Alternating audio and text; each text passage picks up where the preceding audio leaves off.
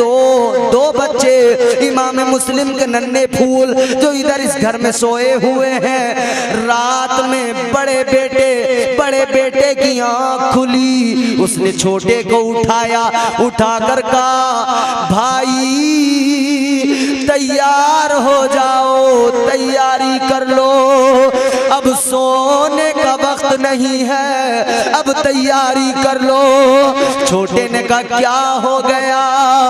बड़े ने कहा सुनो, मैंने अभी ख्वाब देखा, ख्वाब में आकाए कायनात मुस्तफ़ा जाने रहमत सल्लल्लाहु ताला अलैहि वसल्लम और मुस्तफ़ा जाने रहमत के साथ में मौला अली है, मौला अली के साथ में मैंने देखा हमारे बाबा मुस्लिम बिन अकील भी है। ताजदारे मदीना ने हमारे बाबा से कहा मुस्लिम तुम आ गए, बच्चों को नहीं लाए। इतना सुना तो मुस्लिम बिन अकील ने, बच्चा कहता है अब्बा ने कहा था या रसूल अल्लाह, आका मैं आ गया हूँ, बच्चे भी बहुत जल्द आने वाले हैं। इतना सुना तो छोटे ने बड़े भाई की गर्दन, बड़े भाई के कांधे पे सर रखा और चीख मार के जोर से रोने लगा। जब छोटे को रोते देखा तो बड़ा भी पुकारा वाह वैलता वाह मुसीबता। दोनों भाई चीखे मार के रोने लगे। सीने में एक हुक सी उठती है और हम शुहदाए करबला को याद करते हैं। खुसूसियत के साथ हम उन वाक़यात और उस पूरी तारीख को सुनते हैं, सुनाते हैं और अपने बच्चों को भी बताते हैं ताकि हमारी आने वाली नस्लों को भी ये याद रहे कि इस्लाम जो हम तक आया है ये इमाम हुसैन का एहसान है। वो किसी ने कहा ना इस्लाम था, इस्लाम है, इस्लाम रहेगा। कुरान था, कुरान है, कुरान रहेगा। इस्लाम की गर्दन पे हुसैन इब्ने अली का एहसान था, एहसान है, एहसान रहेगा। ता क़यामत ये एहसान इमाम हुसैन का इस पूरी उम्मत पर, इस मजहब मुहज़्ज़ब इस्लाम पर है, रहेगा। इसलिए कि ये कारनामा सिर्फ हुसैन ही अंजाम दे सकते थे। अल्लाह ताला ने फ़कत हुसैन को ही ये जज्बा और ये ईसार दिया था कि हुसैन ही के अंदर वो जज्बे शौक़े शहादत था। खुदा की कसम जब करबला वालों की याद आती है और जब वो मंजर हमारी निगाहों के सामने होते हैं कि जिस वक्त वो पूरी तारीख के जिस वक्त हुसैन मदीने से निकले, वो मदीना छोड़ने का गम, नाना की बारगाह से इजाजत लेते हुए हुसैन के आंसुओं का गिरना, यहां से फिर वो करबला के हुसैन के आखिरी सजदे तक, ये मुकम्मल तारीख दिलों को दहला देती है। चंद लोगों का ख्याल है कि भाई आप लोग कहते हैं कि हुसैन ने इस्लाम को सर दे के बचा लिया। लोगों का ख्याल है कि इमाम हुसैन की शहादत से इस्लाम को क्या फायदा पहुंचा। इस पर मैं इंशाअल्लाह आपको आखिरी दिन चंद बातें भी बताऊंगा, लेकिन इतना ज़रूर मैं अर्ज़ करता हूं कि जैसे ही इमाम हुसैन की शहादत हुई उसी लम्हा खूने इमाम रंग लाया और यजीदियों के इख्तिताम के दौर का आगाज शुरू हुआ और इस्लाम मजीद फैलना शुरू हो गया। इस्लाम मजीद दुनिया में फैलना शुरू हो गया।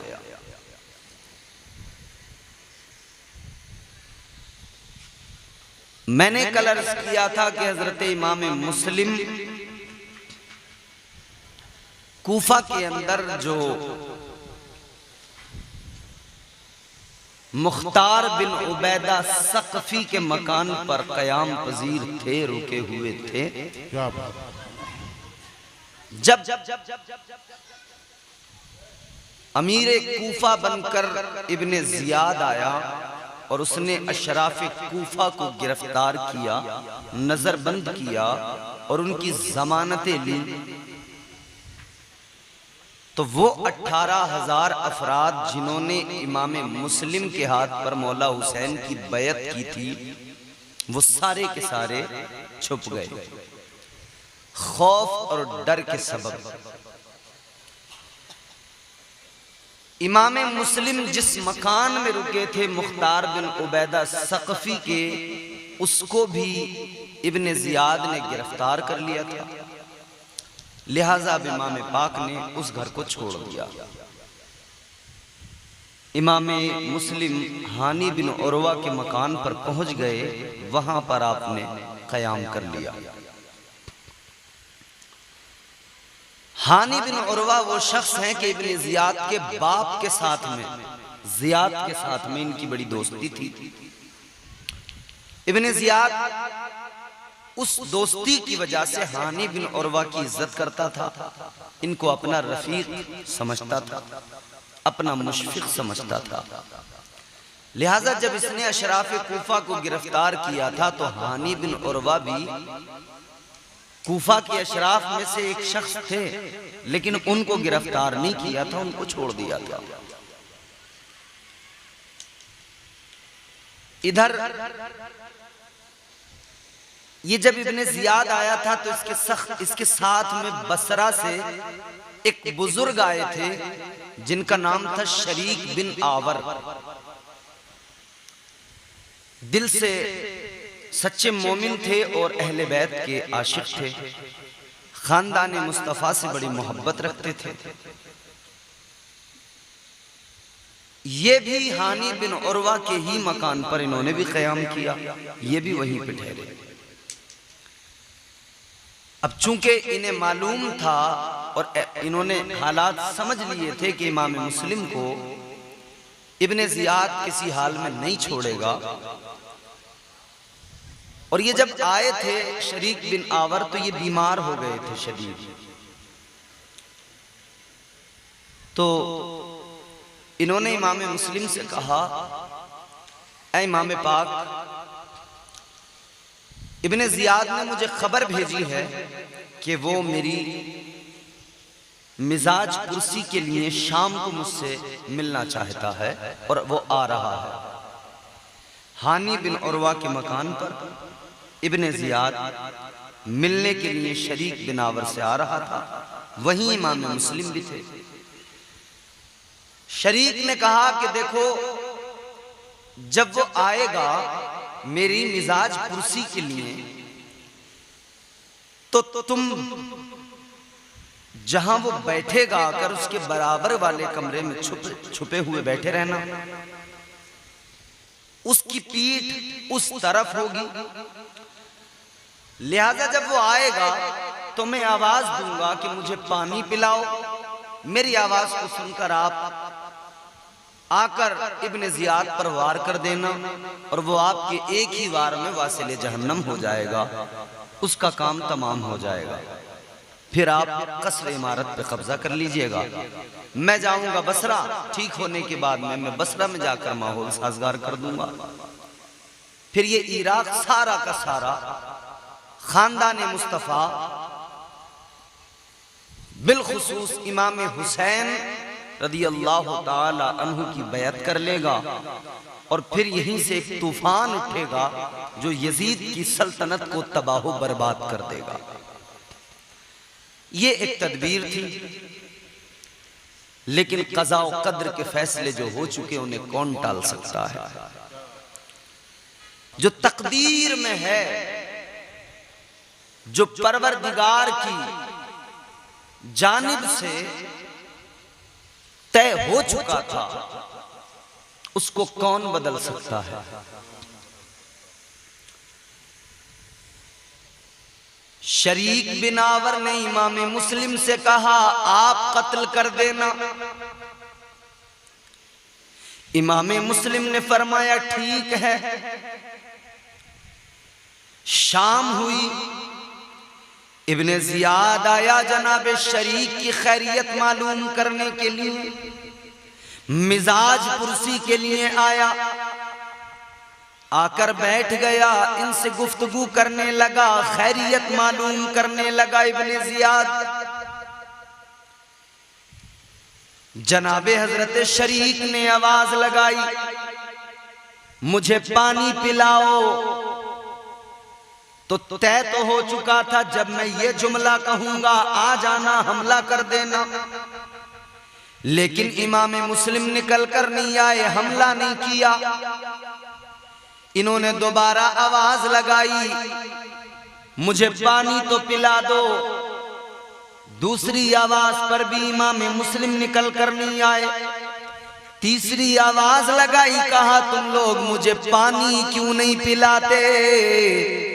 तीसरी आवाज पर भी इमाम मुस्लिम नहीं आए।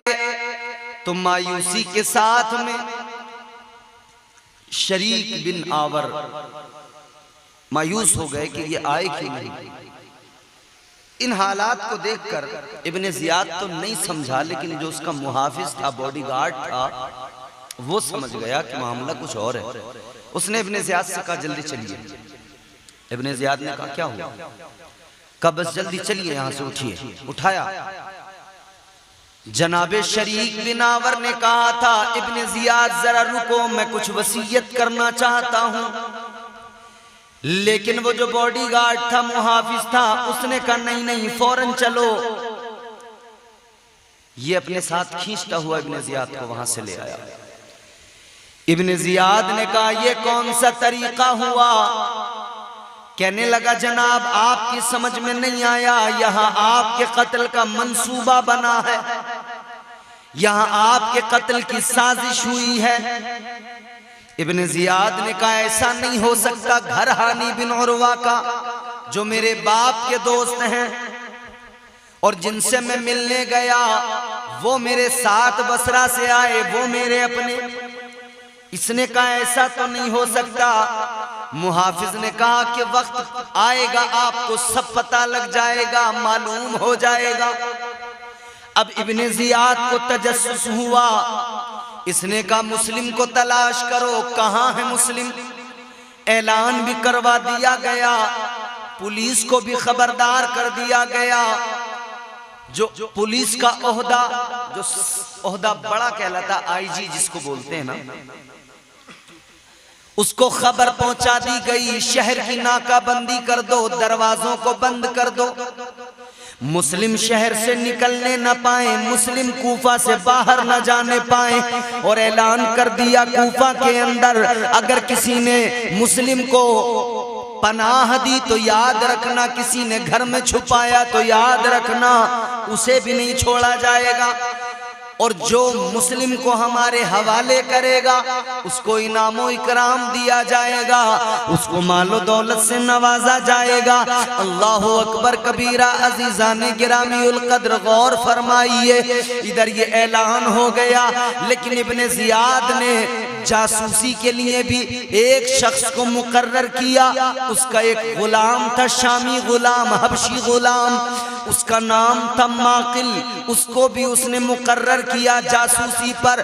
3000 दिरहम दिए, कहा जा जासूसी कर, तलाश कर। और इसको तरीके भी समझाए, सारी बातें समझा कर रवाना किया। इब्ने जियाद ने कहा सुन ले, ये दीनदार किस्म के लोग जो मिलते हैं, इनका पता जो मिलता है, ये अलग नहीं मिलता, चौराहों दोराहों पे इनका पता नहीं मिलता। तुम मस्जिद में जाना, इनका पता मस्जिदों के अंदर मिलता है। तुम मस्जिद में चले जाना, तुझे मस्जिद में कोई ना कोई सुराग जरूर मिलेगा। माकिल को सुराग की तलाश में निकाला, 3000 दिरहम दे के भेजा, तैयार करके भेजा, समझा के भेजा। इसने क्या किया, सीधा कूफा की जामा मस्जिद में पहुंच गया। कूफा की जामा मस्जिद में पहुंचने के बाद फजर की नमाज इसने पढ़ी है वहां पर। फजर की नमाज पढ़ी, उसके बाद में वहीं बैठा रहा। जोहर हो गई, बैठे बैठे लोग जोहर में आकर देखा बैठा है ये तो। जोहर की नमाज इसने वहीं पे पढ़ी, जोहर से असर तक फिर बैठा रहा। असर की नमाज पढ़ी, फिर असर से मगरिब तक वहीं बैठा रहा। मगरिब की नमाज पढ़ी, फिर ईशा तक वहीं बैठा रहा। सारा दिन इसने मस्जिद के अंदर गुजार दिया। सारा दिन मस्जिद के अंदर जब इसने गुजार दिया तो लोग इसको देखकर समझ गए कि ये कोई शायद मुसाफिर है और इसके पास कोई रहने का ठिकाना नहीं है, इसलिए ये मस्जिद में रुका हुआ है। लोग खैर नमाज ईशा से फारिग होकर चले गए। 2-4 लोग जो मस्जिद में देर तक बैठ जाते हैं, कुछ औराद व वज़ाइफ उनको पढ़ने होते हैं, वो 2-4 लोग मस्जिद में बाकी रहे। वहीं मस्जिद में एक मुहिब्बे अहले बैत जिनका नाम हजरत मुस्लिम बिन औसजा, ये वो मुस्लिम बिन औसजा हैं जो यहाँ से मोहब्बत अहले बैत और इमाम मुस्लिम की वफादारी के साथ साथ ये करबला में भी इमाम हुसैन के साथ रहे और करबला में इमाम हुसैन के कदमों पे निसार हुए और जामे शहादत मैदान करबला में इन्होंने नोश फरमाया। मुस्लिम बिन औसजा। अब ये तारीख बड़ी दिल को तड़पा देने वाली तारीख है। अजीजाने गिरामी उल कद्र गौर फरमाइए, मुस्लिम बिन औसजा मस्जिद के अंदर बैठे हैं और आदो वज़ाइफ में मशगूल हैं। ये हबशी गुलाम माकिल आ गया, जनाबे हजरत मुस्लिम बिन औसजा के पास आकर कहने लगा कि जनाबे वाला, मैं एक हबशी हूं, शाम का रहने वाला हूं। मैं यहां पे आया हूं इसलिए कि मुझे पता लगा है कि खानदान नबूवत के चश्मो चराग जनाबे हजरत मुस्लिम बिन अकील यहां पर आए हुए हैं। कहने लगा, जनाब मैं उनके हाथ पर बैत करना चाहता हूं, मैं उनके हाथ पर बैत करना चाहता हूं। आपको अगर उनका पता हो तो जरा मुझे वहां तक पहुंचा दीजिए, जनाबे मुस्लिम बिन अकील से मुझे मिलवा दीजिए। जिससे भी मालूम करता हूं कोई बताता नहीं है, किसी से मुझे पता नहीं मिलता है। कहने लगा, जनाब मेरे पास 3000 दिरहम है, ये मैं उनकी खिदमत में बतौर नजराना पेश करना चाहता हूँ। एक एक पैसा जमा करके लाया हूँ, ये मैं उनकी खिदमत में नजराना देना चाहता हूँ। इसने अपनी वो मक्कारी वाली बातें की। हजरत मुस्लिम बिन औसजा समझ नहीं पाए, इसकी बातों में आ गए, इसके फरेब में आ गए। मगर आपने फरमाया, ये बता मस्जिद के अंदर इतने लोग थे, तूने किसी और से मालूम नहीं किया, सिर्फ मुझसे किस लिए मालूम किया? ये कहने लगा, हजरत आपका चेहरा देखकर, आपके चेहरे की नूरानियत और रूहानियत देखकर मैं समझ गया अगर मुझे कोई इमाम मुस्लिम का पता बता सकता है तो आप बता सकते हैं। आपका चेहरा बताता है कि आप मुहिब्बे अहले बैत हैं, आपका चेहरा बताता है आप खानदान मुस्तफ़ा से प्यार करते हैं, आपका चेहरा, आपके चेहरे की नूरानियत रूहानियत बता रही है कि आप मुस्तफ़ा जाने रहमत के लाडलों से प्यार करते हैं। हजरत मुस्लिम बिन औसजा समझ नहीं पाए। आपने फरमाया, ठीक है, अगर तू इमाम मुस्लिम से इतनी मोहब्बत करता है और दूर से चल के आया है तो ठीक है, मगर किसी से नहीं कहना, मैं तुझे इमाम मुस्लिम से मिलाऊंगा, इमाम मुस्लिम के पास लेके जाऊंगा। अब रात थोड़ी और गहरी हो गई। मुस्लिम बिन औसजा ने इसको लिया साथ में और जनाबे इमाम मुस्लिम की बारगाह में पहुंच गए। वहां जाकर कहा कि हुजूर, ये शाम का रहने वाला ये आया है आपकी बारगाह में बैत बैत करने के लिए इमाम मुस्लिम के पास बैठकर इसने बड़ी अकीदत का इजहार किया, बड़ी मोहब्बत का इजहार किया। हजरत मुस्लिम बिन अकील के हाथ पर इमाम हुसैन की बैत की और वो 3000 दिरहम हजरत मुस्लिम की बारगाह में पेश कर दिए। कहने लगा ये नजराना कबूल फरमाइए। हजरत इमाम मुस्लिम ने वो 3000 दिरहम अपने किसी रफीक को देकर फरमाया इनसे हथियार खरीद लो, हो सकता है हमें हथियारों की जरूरत पड़े। लिहाजा वो 3000 दिरहम आपने हथियारों के लिए दे दिए। अल्लाह अकबर कबीरा, गौर फरमाइए। अब ये बड़ी अकीदत का इजहार कर रहा है। ये रोजाना इमाम मुस्लिम की बारगाह में सुबह को सबसे पहले आ जाता और शाम को सबके बाद में जाता था। बड़ी अकीदत का इजहार यूं तो बज़ाहिर कर रहा था, मगर मकसद ये था, जासूसी थी इसकी। सुबह को सबसे पहले आकर रात को सबके बाद में जाकर पूरे दिन होने वाली तमाम कार्रवाइयां, तमाम गुफ्तगू, तमाम चीजें रोजाना जाकर इब्ने जियाद को बताया करता था। इब्ने जियाद को सारी बातों से बाखबर किया करता था। अजीजाने गिरामीउल कद्र कई दिन इसी में गुजर गए। अब जनाबे इमाम मुस्लिम जो हानी बिन उरवा के मकान पर थे, हानी बिन उरवा यूं तो इब्ने जियाद के बाप के दोस्त थे और इससे मिलना मिलाना रहता था, लेकिन इस बार जब से इमाम मुस्लिम घर के अंदर मेहमान हुए, जनाबे हानी बिन उरवा ने इब्ने जियाद के पास में आना जाना छोड़ दिया, उससे मिलना मिलाना छोड़ दिया और बहाना कर दिया कि मेरी तबीयत खराब है, मैं मिल नहीं सकता, आना जाना नहीं कर सकता।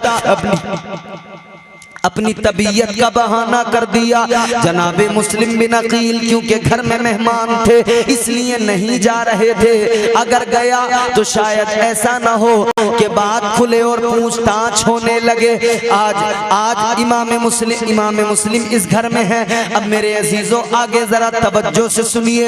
इब्ने जियाद को सारी खबरें मिल गई है, इब्ने जियाद को सारी बातों का इल्म हो गया है। अब इब्ने जियाद ने खबर भिजवाई, कहा कि जाओ हानी बिन उरवा को बुला कर लाओ और जाके कहना ये क्या मामला है, मिलना मिलाना छोड़ दिया, आना जाना छोड़ दिया और अपने घर को हमारे बागियों का ठिकाना बना लिया। ए हानी, तुमने अपने घर को यजीद के बागियों का ठिकाना बनाया हुआ है। हुकूमत के खिलाफ तुम्हारे घर में साजिशें हो रही है। हजरत हानी बिन उरवा के पास में जब ये कासिद पहुंच गए और गालिबन इसमें मोहम्मद बिन अशअस भी मौजूद था, जब ये खबर पहुंची इन्होंने कहा हानी तुम मिलने क्यों नहीं जाते, ना मिलने से बदगुमानियां बढ़ती हैं, हानी तुम जाओ, इब्ने जियाद ने बुलाया है, मुलाकात करो। अब इब्ने जियाद का जब खुद बुलावा आ गया तो जनाबे हानी बिन उरवा समझ गए अब जाना जरूरी है। अब जनाबे हानी बिन उरवा ने इमाम मुस्लिम को सारा मामला बताया और कहने लगे हजरत मैं जा रहा हूँ, मैं जरा मिलकर आता हूँ, देख कर आता हूँ मामला क्या है। हानी बिन उरवा निकले अपने मकान से, कसरे इमारत में पहुँच गए, इब्ने जियाद के दरबार में पहुँच गए। इब्ने जियाद के दरबार में जब गए, जाकर इन्होंने सलाम किया। ये हमेशा मिलते थे, जब भी सलाम करते थे वो सलाम का जवाब देता था, लेकिन इस बार जब सलाम किया तो इब्ने जियाद ने सलाम का जवाब नहीं दिया। अब ये पहले तो मुंतजिर रहे कि सलाम का जवाब देगा, लेकिन जब सलाम का जवाब उसने नहीं दिया तो हानी बिन उरवा को तजस्सुस हुआ कि मामला शायद कुछ न कुछ पेचीदा है। इब्ने जियाद ने यकायक पलटकर इनकी तरफ देखा और कहा हानी ये कौन सी बात हुई कि तुमने अपने घर को हमारे बागियों का ठिकाना बना लिया, तुमने मुस्लिम को अपने घर में पनाह दी है, जबकि हुकूमत की जानिब से ये ऐलान था कि कोई भी मुस्लिम को पनाह नहीं देगा। हानी बिन उरवा ने कहा कि साहब ऐसा तो नहीं है, मैंने पनाह नहीं दी। इसने कहा कि तुम सच कह रहे हो? कहा अच्छा।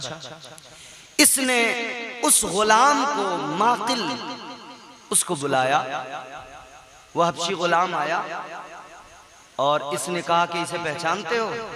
अब आपने जब देखा उसको तो अब ऐनी शाहिद मौजूद है, गवाह मौजूद है, तो अब इनकार की कोई सूरत नहीं रह जाती, कोई गुंजाइश नहीं रह जाती। जनाबे हानी बिन औरवा ने कहा अब सारा मामला जब खुल गया है तो इब्ने जियाद में सच्चाई तुम्हें बताता हूं। कहने लगे मैंने इमाम मुस्लिम को खुद नहीं बुलाया था, बल्कि वो खुद मेरे दरवाजे पे आ गए थे, मेरे घर में आ गए थे, और जब आ गए थे तो फिर मेरी गैरत ने यह गवारा न किया कि मैं फर्जंदे रसूल को अपने घर से निकाल दूं। कहने लगे इब्ने जियाद सुनो, जो हो गया सो हो गया, मैंने उनको घर में अब तक पनाह दी, लेकिन अब मुझे जरा सी मोहलत दो, मैं अभी जाता हूं अपने घर से निकाल देता हूं, फिर उनकी मर्जी कहां जाए। इब्ने जियाद कहने लगा ए हानी बिन औरवा, एक कदम भी तुम उस वक्त तक नहीं हिलाओगे जब तक कि ये वादा ना करोगे, ये अहद ना करोगे कि तुम मुस्लिम को हमारे पास लाकर पेश करोगे, हमारे हवाले करोगे। इतना सुना तो हानी बिन औरवा कहने लगे कि मैं ऐसा हरगिज नहीं कर सकता। कहने लगे सुन ले, मैं किसी भी हाल में ऐसा नहीं कर सकता। जो मेरा मेहमान बना हो, जिसको मैंने पनाह दी हो, उसको मैं तेरे हवाले नहीं कर सकता। इब्ने जियाद कहने लगा हानी तुम्हें यह करना पड़ेगा। जनाबे हानी बिन औरवा ने साफ इनकार कर दिया। इसने जब इसरार और वो इनकार ये मामला हुआ तो इसके हाथ में एक छड़ी थी, एक डंडा था। इसने वो डंडा हानी बिन औरवा के मुंह पे मारा। जुल्म सितम का आगाज हो गया, करबला का आगाज यहीं से हो गया। मुस्लिम बिन हजरत हानी बिन औरवा के मुंह पर इब्ने जियाद ने एक डंडा नहीं, पे दर पे कई डंडे मारे, जिसके सबब उनका खून बहने लगा, उनके मुंह से भी खून बहने लगा, सर भी फट गया। हानी बिन औरवा का खून बह रहा था। इसने कहा कि इनको अभी फिलहाल बंद कर दो, कैद में डाल दो। इधर बाहर कूफा में यह खबर फैल गई और इमाम मुस्लिम को भी यह खबर मिल गई कि हानी बिन औरवा को इब्ने जियाद ने शहीद कर दिया है। जब ये खबर कूफा के अंदर फैली तो इमाम मुस्लिम बाहर निकले। आपने तलवार निकाली, आवाज लगाई, आओ मेरे हामियों निकल कर आओ, कसरे इमारत का मुहासरा करना है। हानी बिन औरवा को शहीद कर दिया गया है। वो 18,000 जो आपके हाथ पर बैत कर चुके थे, वो 18,000 फिर निकल के आए। कूफा की गलियों में एक जुलूस की शक्ल इख्तियार की और कसरे इमारत की तरफ चले गए। हानी बिन औरवा का काफिला भी, हानी बिन औरवा के कबीले वाले, कबीले मजहज के लोग भी आए, दीगर कबीलों के लोग भी आए। इमाम मुस्लिम के भी जो वफादार थे, जिन्होंने, वो उस वक्त तक की बात है कि उस वक्त तक वो कम से कम इतना था कि वो आवाज पर आ गए थे। 18,000 लोग निकल कर आ गए, कसरे इमारत का मुहासरा कर लिया। सारे के सारे 18,000 खड़े हैं। तादाद बढ़ती गई, कबीले और उसमें शामिल होते गए। कबीले मजहज आया तो उनके रिश्तेदार भी आए। ये तादाद बढ़ते बढ़ते 40,000 हो गई और उस वक्त कसरे इमारत के अंदर सिर्फ 50 लोग मौजूद थे। 20 कूफा के अशराफ थे, रईस कूफा, और 30 उसके सिपाही उस वक्त मौजूद थे। अगर उस वक्त हमला कर दिया जाता तो उस वक्त में इब्ने जियाद भी कत्ल हो जाता, उस वक्त में ये सारा खेल खत्म हो जाता। इब्ने जियाद का जो जाल वो बुन रहा था सारे के सारे ये सब टूट जाते और इमाम मुस्लिम का कसर इमारत पे कब्जा हो जाता और यहीं से एक नई शुरुआत और नया आगाज होता। मगर मुहासरा तो कर लिया, लोग कहते थे हमला कर दिया जाए, लेकिन इमाम मुस्लिम ने हमला नहीं किया। वजह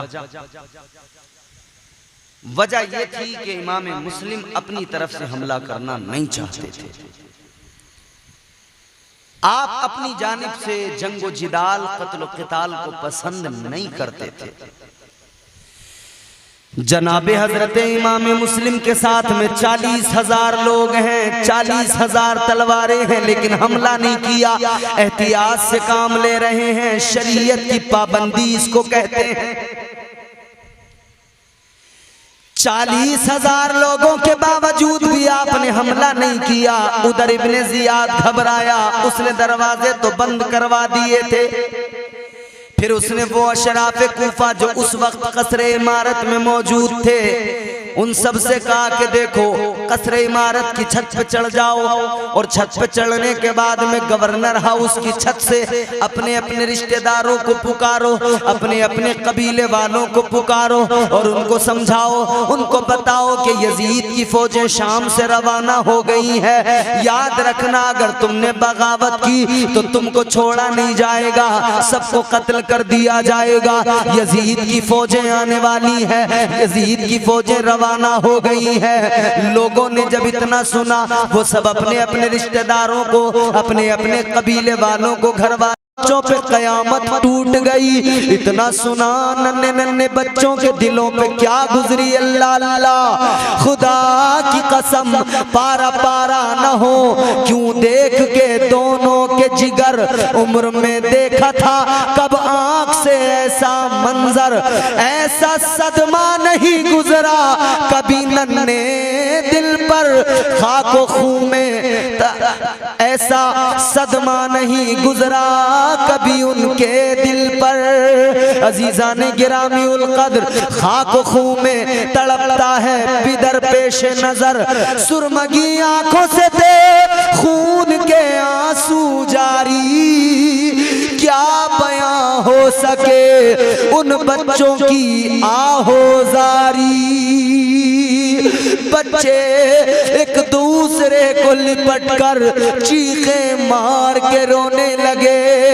खुद जरा सोचो, खुद जरा फैसला करो, सीने पे हाथ रख के सोचो, आपको हमें अपने बच्चों से कितना प्यार है, अपने बच्चों के लिए क्या क्या नहीं करते। हाय हाय, वो इमाम मुस्लिम के 2 मासूम नन्हे बच्चे, करबला का आगाज देखो किस तरह हुआ है। इधर भी बच्चों की कुर्बानियां हैं कूफा के अंदर, अभी इमाम पाक तो आए नहीं है, लेकिन इधर कुर्बानियों का दौर शुरू हो गया। अजीजाने गिरामी उल कद्र, 2 नन्हे नन्हे इमाम मुस्लिम के बच्चे, हजरत मोहम्मद, हजरत इब्राहिम, उनके दिल पर क्या गुजरी। बच्चे अकेले तन्हा, कोई सहारा नहीं, कोई यारो मददगार नहीं। उधर इब्ने जियाद ने यह ऐलान करा दिया, मुस्लिम के बच्चों को जो भी लाएगा वो इनाम पाएगा, जो भी लाएगा पकड़ कर उसे जोड़ा घोड़ा माल दौलत मालो जर दिया जाएगा।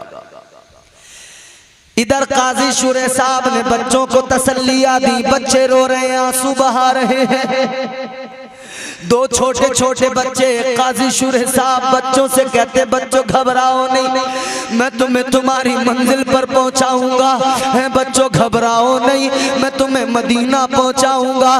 रात में काजी शुरे साहब ने अपने बेटे असद को बुलाया और कहने लगे, असद इन दोनों बच्चों को लेके जा, ये खानदाने नबूवत के चश्मो चराग है, इनकी रगों में हाशमी खून है, इन बच्चों को जरा लेके जा, बाबुल इराकीन से से एक काफिला मदीना मुनव्वरा जाने वाला है। जाओ उस काफिले में किसी सच्चे आशिक अहले बैत के हवाले इनको कर दे और उसको कहना कि वो इनको मदीना पहुंचा दे। वो बच्चों को लेकर चला असद। रात को जब वो पहुंचा बाबुली राखीन, उसने देखा कि काफिला रवाना हो चुका है, काफिला तो जा चुका है। अब वो बच्चों को लेकर उसी रास्ते पे कुछ दूर चला। जब कुछ दूर आगे गया तो काफिले की गर्द नजर आई। इसने बच्चों से कहा, बच्चों वो सामने काफिला है, वो जो गर्द उड़ती नजर आ रही है, जाओ काफिले में जाके मिल जाना, किसी को अपने बारे में कुछ ना बताना, उस काफिले के साथ तुम मदीना पहुंच जाओगे। ये वापस आ गया, उनको मदीने की राह पे डालकर उनको काफिले की गर्द दिखाकर वापस आ गया। अब ये नन्हे नन्हे फूल रात के सन्नाटे में सारी रात चले, न काफिला हाथ आया, न काफिला मिल सका। सुबह हुई तो इन बच्चों ने छुपने के लिए जगह तलाश की। एक दरख्त खोखला नजर आया, उसी दरख्त में दोनों बच्चे छुपकर बैठ गए। अल्लाह अकबर, क्या गुजरी है इन पर, क्या सितम उठाए हैं इन्होंने, क्या तकलीफें उठाई हैं, क्या क्या गम नहीं उठाए हैं अहले बैत ने। अजीजो तसव्वुर तो करो, हजरत इमाम मुस्लिम के दोनों शहजादे छुप गए। एक कनीज सुबह के वक्त में आई उस कुएं पर पानी भरने के लिए। उसने बच्चों को देखा, बच्चों को देखकर कहने लगी, बच्चों तुम कौन हो, यहाँ किस लिए छुपे हो। बच्चे घबराए हुए हैं। बच्चों ने इतना सुना रोने लगे। आपस में एक दूसरे को देखकर दोनों रोने लगे। उस कनीज ने कहा, बच्चों रो नहीं, बताओ क्या मामला, क्या बात है। बच्चों ने कहा, हम क्या बताएं, बेवतन है, गरीबुल वतन मुसाफिर है। उसने बच्चों को देखा, बच्चों के हसीन चेहरे देखे, बच्चों के चेहरों पे वो मासूमियत देखी, उससे बच्चों पे प्यार आ गया। कहने लगी, मुझे लगता है कि शायद तुम मुस्लिम बिन अकील के बच्चे हो। बाप का नाम बच्चों ने सुना जो दागे यतीमी लिए हुए थे, तो बेसाख्ता चीखें निकल पड़ी, रोने लगे। उस कनीज ने कहा, बच्चों रो नहीं, मेरे साथ चलो, मैं जिसकी कनीज हूँ वो अहले बैत की आशिका है, वो अहले बैत से मोहब्बत करती है। चलो मैं तुम्हें उसके पास लेकर चलती हूँ, वो तुम्हें बड़ी मोहब्बत से प्यार से अपने पास रखेगी और वो तुम्हें मदीना भी पहुंचा देगी। ये बच्चों को लेकर घर आई और आकर इस कनीज ने अपनी मालकिन से कहा, मालकिन आज मैं आपको वो तोहफा देने जा रही हूं कि जिसके सबब आप बहुत खुश हो जाएंगे। उसने कहा, बता क्या है। कहने लगी, मैं मुस्लिम बिन अकील के तो छोटे छोटे बच्चे लेके आई हूं। इस मालिकिन ने इसकी जब सुना तो बहुत खुश हो गई। कहने लगी, मेरी किस्मत के मेरे घर में मुस्लिम बिन अकील के बच्चे आए हैं, खानदाने नबूवत के चश्मो चराग आए हैं। बच्चों को इसने अंदर बुलाया और इस खुशी में उस कनीज को भी आजाद कर दिया।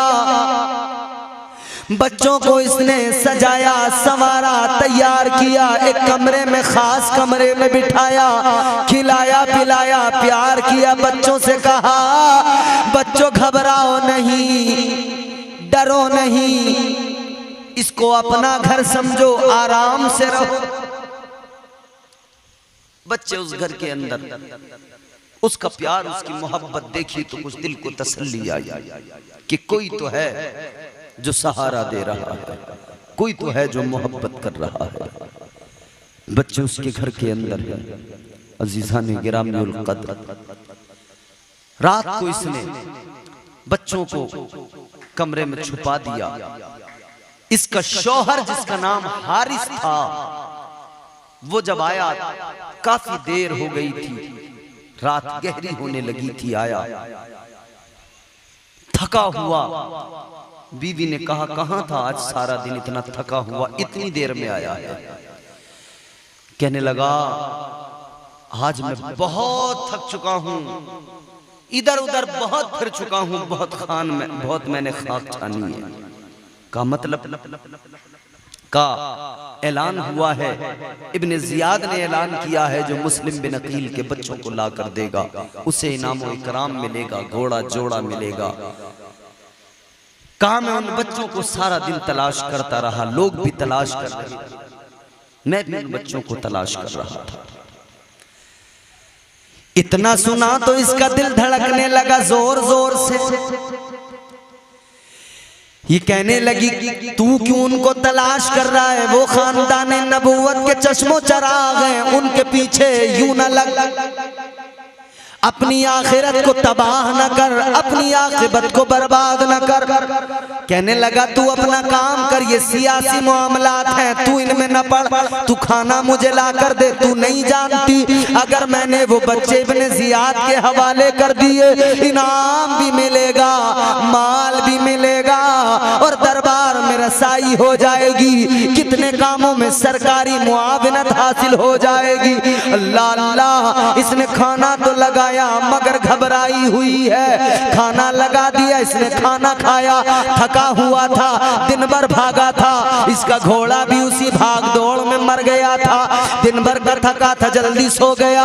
लेकिन इधर ये दो बच्चे इमाम मुस्लिम के नन्हे फूल जो इधर इस घर में सोए हुए हैं, रात में बड़े बेटे की आंख खुली, उसने छोटे को उठाया, उठाकर कहा भाई तैयार हो जाओ, तैयारी कर लो, अब सोने का वक्त नहीं है, अब तैयारी कर लो। छोटे ने कहा क्या हो गया, बड़े ने कहा सुनो मैंने अभी ख्वाब देखा, ख्वाब में आकाए कायनात मुस्तफा जाने रहमत सल्लल्लाहु ताला अलैहि वसल्लम और मुस्तफा जाने रहमत के साथ में मौला अली है, मौला अली के साथ में मैंने देखा हमारे बाबा मुस्लिम बिन अकील भी है। ताजदारे मदीना ने हमारे बाबा से कहा मुस्लिम तुम आ गए, बच्चों को नहीं लाए। इतना सुना तो मुस्लिम बिन अकील ने, बच्चा कहता है अब्बा ने कहा था या रसूल अल्लाह, आका मैं आ गया हूँ, बच्चे भी बहुत जल्द आने वाले हैं। इतना सुना तो छोटे ने बड़े भाई की गर्दन, बड़े भाई के कांधे पे सर रखा और चीख मार के जोर से रोने लगा। जब छोटे को रोते देखा तो बड़ा भी पुकारा वाह वैलता वाह मुसीबता। दोनों भाई चीखे मार के रोने लगे, दोनों भाई एक दूसरे को लिपट कर रो रहे हैं। इमाम मुस्लिम के दोनों शहजादे आंसू बहा रहे हैं। अल्लाह अकबर कबीरा अजीजों, मंजर कितना दर्दनाक। इनकी आवाजों को सुना तो हारिस उठ गया, बेदार हो गया। हारिस जब बेदार हुआ तो इसने उठने के बाद में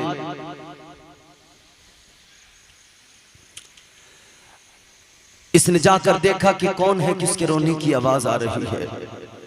इसकी बीवी भी उठ गई, बीवी भी उठ गई। हारिस ने उठकर देखा जिस कमरे से रोने की बच्चों की आवाजें आ रही थी, हारिस ने दरवाजा खोला। दरवाजा खोलने के बाद में हारिस ने देखा दो बच्चे घर के अंदर है, रो रहे हैं। हारिस ने बच्चों से जाकर कहा ऐ बच्चों तुम कौन हो? बच्चे तो समझ रहे थे ये तो हमारे मुहिब्बीन का घर है, ये उनका घर है जो हमसे मोहब्बत करने वाले हैं। बच्चों ने फौरन बता दिया हम मुस्लिम बिन अकील के शहजादे हैं। इतना सुना तो हारिस कहने लगा वाह अजीब क्या बात है, मैं सारा दिन तुमको तलाश करता रहा और तुम दोनों मेरे घर में छुप के बैठे रहे। मैं तुम्हारी तलाश में सारे दिन रहा, तुम मेरे घर में छुपे बैठे हो, तुम मेरे घर के मेहमान बने बैठे हो। इसने उस कमरे का ताला लगा दिया और सुबह का इंतजार करने लगा कि सुबह को इन बच्चों को ले जाकर इब्ने जियाद के हवाले करूंगा। सुबह को इसने ताला खोला, बच्चों को निकाला, बीवी सामने आ गई, कहने लगी क्या कर रहा है? कहा तू नहीं जानती इन बच्चों पर कितना मुझे इनाम और इकराम मिलेगा, माल मिलेगा। बीवी ने कहा था तेरी सोच पर लानत है, अफसोस है तू दीन के बदले दुनिया को तरजीह दे रहा दीन पर। तू अपनी आखिरत को खराब करने चला है, अपनी आखिरत को बर्बाद करने चला है। कहने लगी खुदारा ऐसा न कर, इन बच्चों पे सितम न कर, जुल्म न कर, इन बच्चों को छोड़ दे। इसने कहा तू अपना काम कर, मेरे करीब ना आ। बीवी करीब आई, इसने बीवी को मारा, बीवी उधर जाकर गिरी। एक गुलाम था इसका जो इसके बेटे का रजाई भाई था, इसने उसको कहा तलवार उठा, दोनों बच्चों को कत्ल कर दे। ऐसा ना हो कि मैं इनको लेकर जाऊं, शहर वाले मुझसे छीन ले, अगर छीन लिया तो मेरा इनाम मुझे नहीं मिलेगा। उसने गुलाम से कहा था इनको कत्ल कर दे। गुलाम की गैरत जागी, गैरत ईमानी ने कहा और उसने बज़बाने हाल कहा, कहने लगा तूने अपनी गैरत का सौदा किया है, तूने अपना ज़मीर बेचा है, मैंने अपना ज़मीर नहीं बेचा, मैं इतना बड़ा बेगैरत नहीं हूँ। कहने लगा मैं हरगिज़ ऐसा नहीं कर सकता, इन बच्चों को कत्ल नहीं कर सकता। उसने कहा तुझे कत्ल करना पड़ेगा। उसने कहा हरगिज़ नहीं करूँगा। इसने जब जोर दिया कहा अगर तू नहीं माना तो फिर मैं तुझे भी नहीं छोड़ूंगा। इसने कहा गुलाम ने अगर तू ज्यादा जिद कर रहा है तो सुन ले, मैं तुझे ही क्यों कत्ल न कर दूं कि ये बच्चे भी बच जाएं, महफूज हो जाए। अब दोनों में आपस में लड़ाई हो गई, एक दूसरे में गुत्थम गुत्था हो गई, एक दूसरे को पकड़ लिया, दोनों आपस में लड़ने लगे। कभी जो है ये हारिस गुलाम को मारता, कभी गुलाम हारिस को मारता, एक दूसरे को कभी ये ऊपर कभी वो ऊपर, ये हाल हो गया। अलगरज ये बड़ा माहिर था, ये जो है बड़ा माहिर था, फनकार आदमी था हारिस। इसने गुलाम को जख्मी कर दिया, गुलाम उधर दूर जाकर गिरा, फिर इसने वार किया, उस गुलाम को कत्ल कर दिया। अल्लाहु अकबर। वो गुलाम भी मोहब्बत अहले बैत हजरत मुस्लिम के बच्चों की मोहब्बत में दारे फानी से दारे जावेदानी का उसने सफर कर लिया और वो जन्नत का हकदार बन गया, जन्नत का हकदार बन गया। इधर ये जालिम फिर भी नहीं माना, उन बच्चों को लेकर चलने लगा और उधर उसका बेटा आया। इसने बेटे से कहा बेटा देख ये गुलाम था, इसको तो मैंने कत्ल कर दिया, मगर इन बच्चों को इनकी खातिर इनके बदले जो इनाम मिलेगा उसकी खातिर मैंने इसको भी कत्ल किया। उसने कहा था तू कैसा बाप है, मेरा रजाई भाई था वो जिसको तूने कत्ल किया, इसने और मैंने एक माँ से दूध पिया था, तूने इसको कत्ल कर दिया, कैसा बाप। इसने बेटे से कहा बेटे एक काम कर, इसने कत्ल नहीं किया बच्चों को, तू कत्ल कर दे। वो कहने लगा मैं ऐसा नहीं कर सकता। कहा तुझे करना पड़ेगा। कहने लगा मेरे अब्बा मेरे बाप सुन ले, मैं हरगिज ऐसा नहीं करूंगा। अलगरज मेरे अजीजों, बेगैरती जब इंसान पे सवार होती है तो ऐसा ही होता है। खुदा जब दीन लेता है तो अक्लें छीन लेता है, शऊर भी चला जाता है, इंसान की गैरत भी चली जाती है। जब ईमान रुखसत होता है तो पास में कुछ रहता नहीं है, पास में कुछ बचता नहीं है। अजीजाने गिरामीउल कद्र गौर फरमाइए, इसने अपने बेटे पर जोर दिया, बेटे से कैसे कत्ल कर। बेटे से बेटे ने भी मना कर दिया। बेटे ने भी कहा ऐ मेरे बाप, अगर तू मेरा बाप ना होता तो मैं तुझे कत्ल कर देता। और बिलाखिर इसी तकरार में बात जब बढ़ी तो इस पर ऐसा शैतान सवार हुआ, इसने अपने बेटे को भी कत्ल कर दिया। जब बेटे को खाको खून में तड़पता माँ ने देखा, माँ बिलबिला उठी, माँ की चीख निकल गई, माँ की चीख बुलंद हुई, माँ भी जा बहक हो गई, माँ की भी सांसें रुक गई, माँ ने भी दम तोड़ दिया। अब इस जालिम ने उन बच्चों को, इसने आखिर तलवार उठाई, चमनिस्तान रिसालत के उन फूलों को काटने के लिए उनकी तरफ बढ़ा। शायर ने कहा जब सामने बच्चों के आया वो सितमगार और देखी यतीमों ने चमकती हुई तलवार, दिल हिल गए हट हट के यकी दोनों ने गुफ्तार, कर रहम के मासूम हैं हम बेकसो लाचार। बच्चे उससे गुजारिश कर रहे हैं,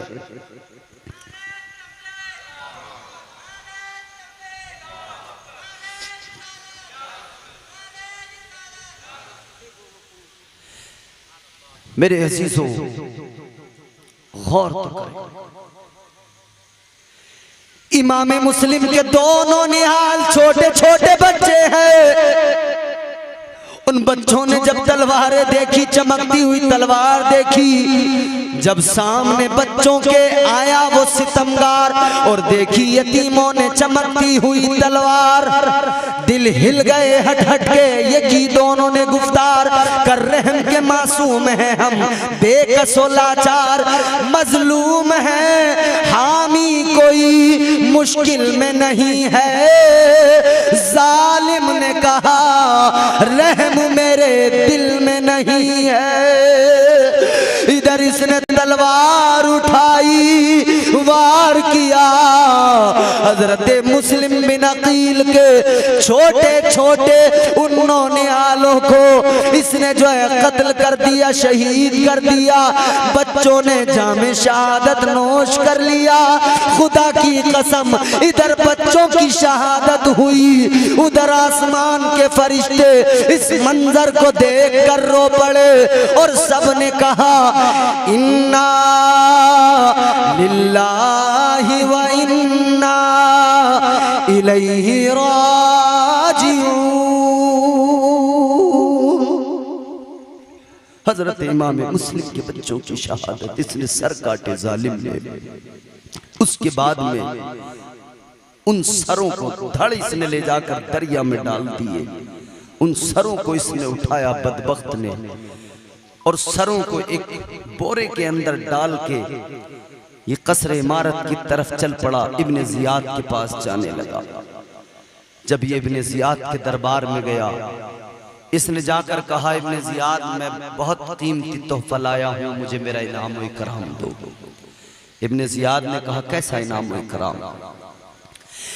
कहने लगा मैं मुस्लिम बिन अकील के बच्चों को लेके आया, उनके सर लेके आया हूँ कटे हुए। इसने बोरे के अंदर से वो सर निकाले। जब सर निकाले इब्ने जियाद ने देखा तो कहा ओ बदबख्त, तुझे किसने कहा था इन बच्चों को शहीद करने के लिए, इनका कत्ल करने के लिए?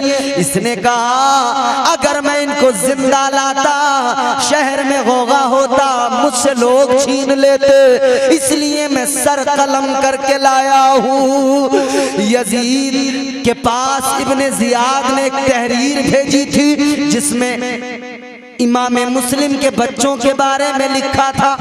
ये इब्ने ज़ियाद कहने लगा, ओ जालिम, ओ बदबख्त, तू इन्हें कत्ल करके इनके सर लाया है, उधर मैंने यजीद को लिखकर भेज दिया है। इन बच्चों के ताल्लुक से अगर यजीद ने जिंदा तलब कर लिया तो मैं क्या करूंगा? मैं कहां से बच्चे ला कर दूंगा? तुझे इनाम चाहिए। इसने कहा, ऐ जल्लादो, ले जाओ इसे इनाम दो, का इसको कत्ल कर दो।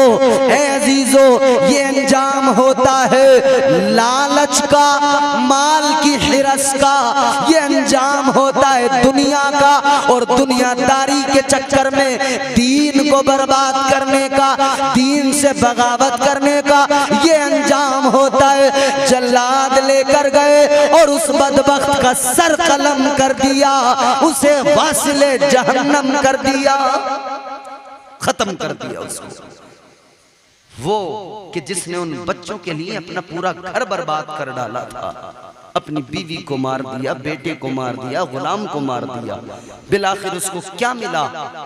दुश्मनी अहले बैत में कुछ नहीं मिला, सारा घर तबाह हो गया, खुद भी वासिले जहन्नम हुआ, खुद भी मर गया, कत्ल कर दिया इब्ने ज़ियाद ने। याद रखना, ये अहले बैत की दुश्मनी है, खुदा की कसम, ये दुनिया में भी जिल्लत और रुसवाई का बाइस है और आखिरत में भी जिल्लत और रुसवाई का बाइस है।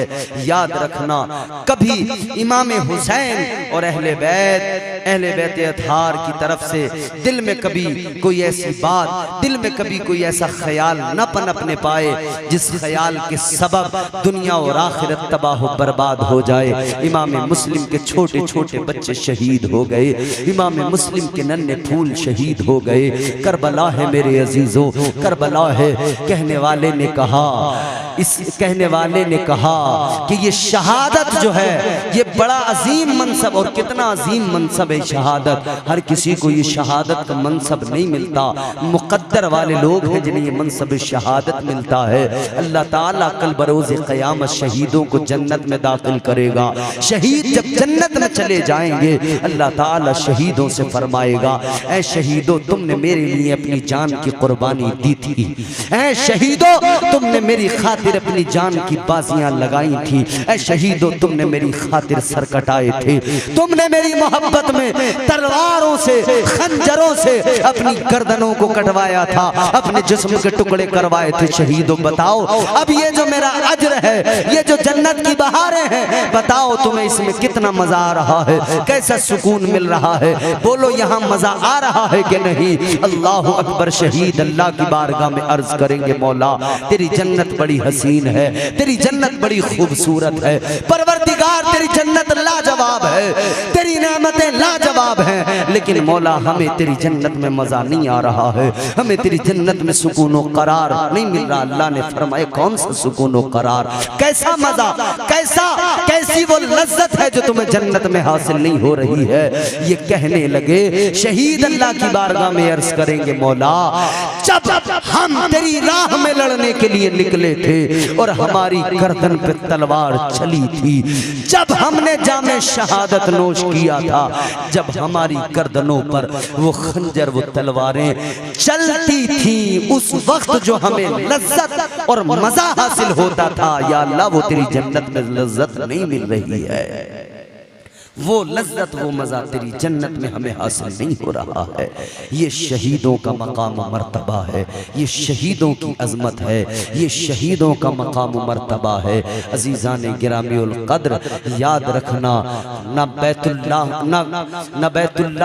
न मस्जिद में, न बैतुल्लाह की दीवारों के साए में नमाज़े इश्क़ अदा होती है, तलवारों के साए में। अल्लाह ताला इमाम मुस्लिम और इमाम मुस्लिम के बच्चों का सदका हम सबको अता फरमाए। एक ऐलान आप हजरात सुनिए, कल जो हमने यहाँ पर चंदा किया था, और वो जो कुछ भी हमने यहाँ पर जिन लोगों ने नाम लिखवाए थे, जिन्होंने कहा था हम कल देंगे, उनसे हमारी ये दरख्वास्त और गुजारिश है कि वो लोग लाकर वो चंदा कमेटी वालों को दे दें और सदर साहब के हवाले कर दें। अच्छा, दो लोगों ने यहाँ पर देखिए लाकर दे दिया है। जिन लोगों पे रह गया है वो जिन्होंने लिखवाया है वो दे दें सदर साहब को, सेक्रेटरी साहब को, कैशियर साहब को, वो जलसे के ताल्लुक से माशाल्लाह हमारे चचा। देखिए हमारे चचा ने कल जो 5000 का ऐलान किया था ना, ये हमारे चचा ने वो 5000 रुपए हाजी अब्दुल चंदिया वाले हाजी अब्दुल लतीफ साहब ने देखो जो कल वादा किया था वो अपना वादा निभा दिया है। अल्लाह ताला यूं ही सबको वादे निभाने की तौफीक अता फरमाए।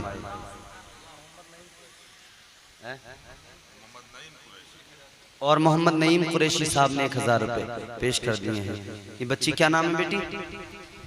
आयशा। ठीक है, आयशा भी लेकर आ गई हैं। लाला भाई ने 1000 रुपए दे दिए और आलम भाई उन्होंने भी दे दिए हैं। ये क्या नाम है साहब? ये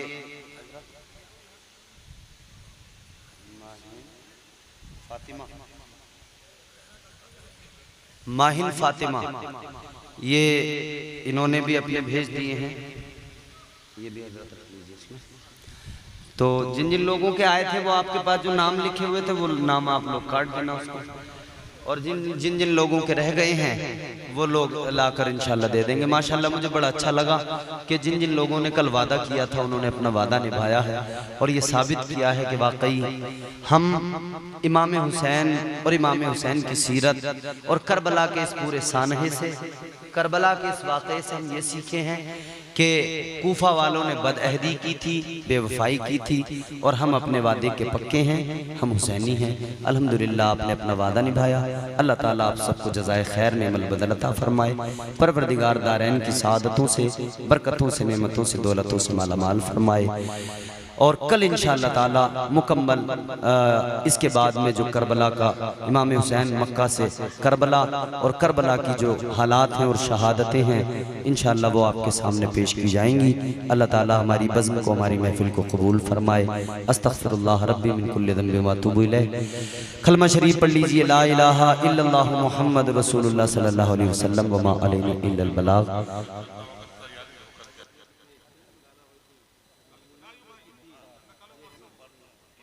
देखिए हज़रात, परसों फिर इंशाअल्लाह ताला आप लोगों को ज़हमत दी जाएगी चंदे के हवाले से। परसों इंशाअल्लाह ताला एक दिन और आपका और हमारा फिर एक दिन और रहेगा इंशाअल्लाह चंदे के ताल्लुक से।